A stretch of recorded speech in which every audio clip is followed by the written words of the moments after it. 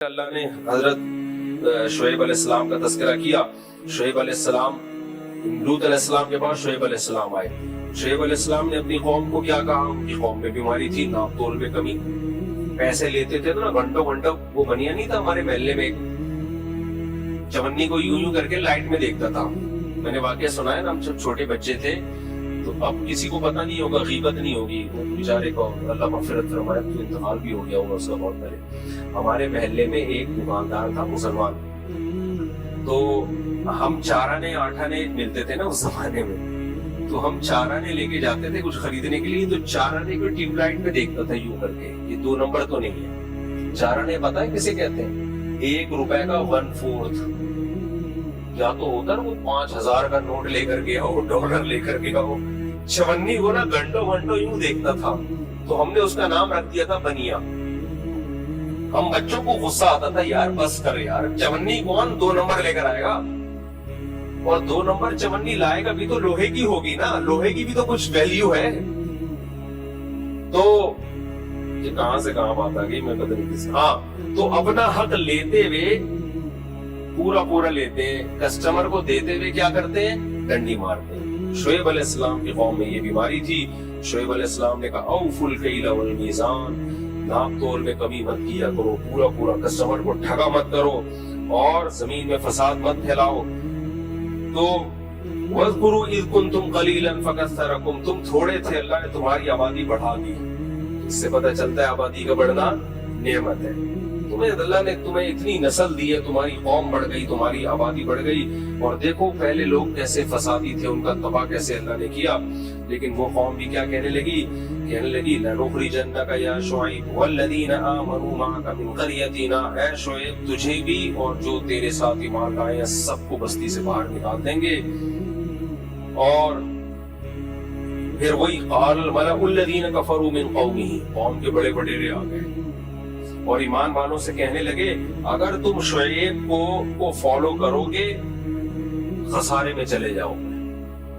خسارہ کیا تھا؟ قوم سے کٹ جاؤ گے، ترقی میں پیچھے چلے جاؤ گے. اللہ کہتے ہیں ہم نے ان پر بھی قوم پر عذاب آیا. الذین کذبوا شعیبا، اے لوگوں جنہوں نے شعیب کو جھٹلایا، کأن لم یغنوا فیہا، ایسے نام و نشان مٹ گیا جیسے کبھی زمین میں رہے تھے ہی نہیں. الذین کذبوا شعیبا کانوا هم الخاسرین، شعیب کو ماننے والے خساروں میں نہیں ہوئے، نہیں ماننے والے خسارے میں چلے گئے. اس سے پتہ چلتا ہے کافر کی ظاہری ترقی دیکھ کر کبھی متاثر نہیں ہونا چاہیے. فتولی عنہم، شعیب علیہ السلام نے بھی وہی کیا جو ہود علیہ السلام، قوم سے منہ موڑا. جب تباہ ہو گئی نا بستی، منہ موڑا. وقال یا قوم، کہنے لگے اے میری قوم، قد ابلغتکم رسالات ربی، میں نے اپنے رب کا پیغام تمہیں پہنچا دیا. ونصحت لکم، میں نے تمہارا بھلا چاہا تھا، برا نہیں چاہا تھا. فکیف آسیٰ علی قوم کافرین، اب میں کیسے تم پر افسوس کروں، مجھے تم پہ ترس بھی نہیں آ رہا. تباہ ہو گئے ہو، مجھے تم پہ رونا بھی نہیں آ رہا. پوری کوشش کر لی تھی بچانے کی، جو خود ہی تباہ ہونا چاہے اسے کون بچا سکتا ہے. یہ چند واقعات ہیں، اس کے بعد موسیٰ علیہ السلام کا لمبا واقعہ وہ میں چھوڑ دیتا ہوں، آگے ذکر کروں گا. چند آیتیں آج بہت اہم ہیں، وہ جلدی میں، جیسے سورہ مائدہ میں اور سورہ آل عمران میں مسیحی برادری سے خطاب زیادہ تھا نا، تو آج جو ہم نے سورہ اعراف ختم کی ہے اس کے آخر میں ہندو برادری سے خطاب بولو زیادہ. تو میں ہندو برادری سے گزارش کروں گا کہ آپ سورہ اعراف کی یہ جو رکوع ہے،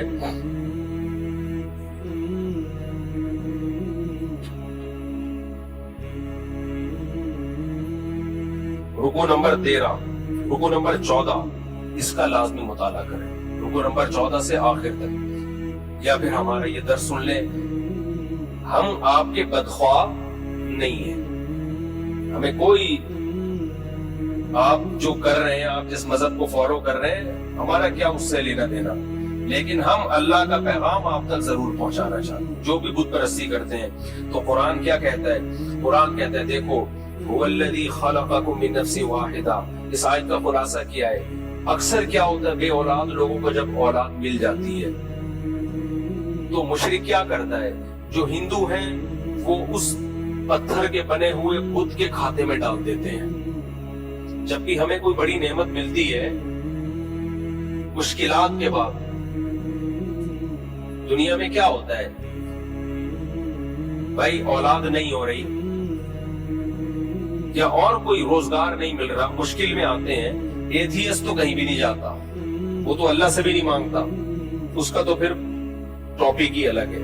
جو خدا کو ماننے والے لوگ ہیں ان میں کچھ لوگ ایسے ہیں جو بتوں کے پاس چلے جاتے ہیں، جیسے ہندو ہو گئے، بدھسٹ ہو گئے، وہ پھر اپنے مندروں میں جاتے ہیں، چڑھاوے چڑھاتے ہیں اور سجدے کرتے ہیں۔ کچھ کہاں چلے جاتے ہیں، مزاروں میں چلے جاتے ہیں، داتا دربار کے مزار پہ جانے سے اولاد ملے گی، فلانے کے مزار پہ جانے سے اولاد ملے گی، فلانے کے مزار پہ جانے سے۔ تیسرا طبقہ ہے جو عاملوں کے پاس چلا جاتا ہے کہ وہ کچھ تعویذ گنڈے دیں گے اور کچھ بندش روکیں گے تو ہمارے اولاد ہو جائے گی۔ ان تینوں پہ رد ہے ان آیات میں، سمجھتے ہو؟ اللہ تعالیٰ قرآن میں فرماتے ہیں کہ دیکھو فلما آتاہما صالحا، فرمایا جب نا امیدی کے بعد اللہ تمہیں اولاد عطا فرماتا ہے، جعل لہ شرکاء فیما آتاہما، اولاد دی تھی اللہ نے، انہوں نے اللہ کے ساتھ دوسروں کو شریک ٹھہرا لیا۔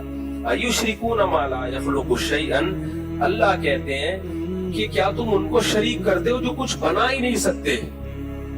ان عاملوں کو دیکھ لو، آپ عاملوں کو دیکھ لو، یہ اپنی پریشانیاں دور نہیں کر سکتے، یہ تمہاری پریشانیاں کہاں سے دور کریں گے؟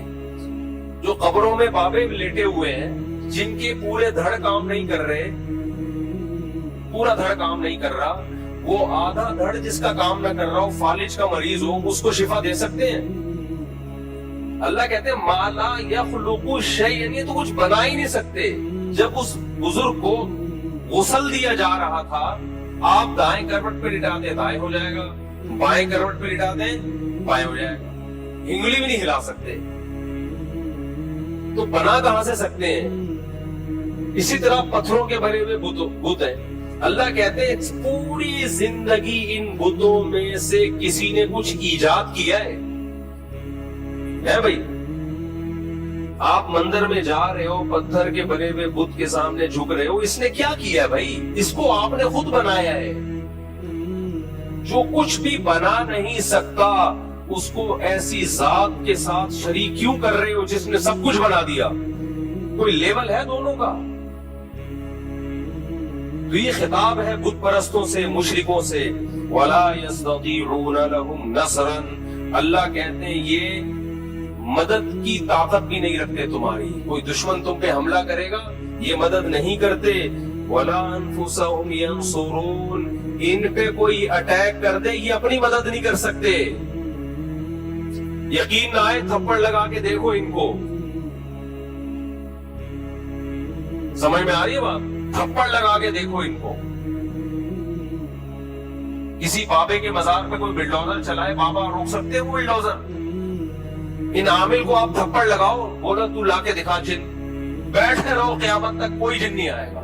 یہ عاملوں کی شامت جب آتی ہے جب پولیس موبائل چھاپا پڑتا ہے ان کے اوپر، سارے جن چڑیل سمیت یہ بھاگتے ہیں۔ ابے تم تو پولیس والے موبائل آ رہی ہے تمہیں پکڑنے کے لیے، تم تو 5-6 جنات بھیج دو موبائل کے پیچھے۔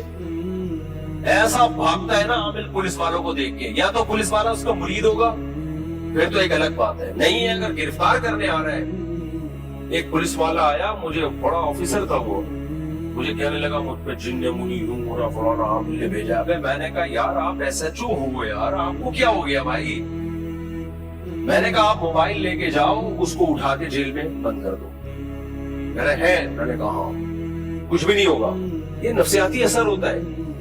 تو اللہ کہتے ہیں وَلَا أَنفُسَهُمْ يَنصُرُونَ، یہ بت، یہ قبروں میں پڑے ہوئے مردے چاہے بزرگ کیوں، اور یہ عامل تو میں نے خود لگا دیا ہے، اللہ نے ذکر نہیں کیا، لیکن عاملوں کو بھی لوگوں نے اصل میں معبود ہی بنا لیا ہے، اس لیے میں اس کا لاحقہ، کیونکہ اصل مقصد کیا ہے؟ اللہ کے علاوہ کسی سے لا لگاؤ گے تو پھر حشر تمہارا یہی ہوگا۔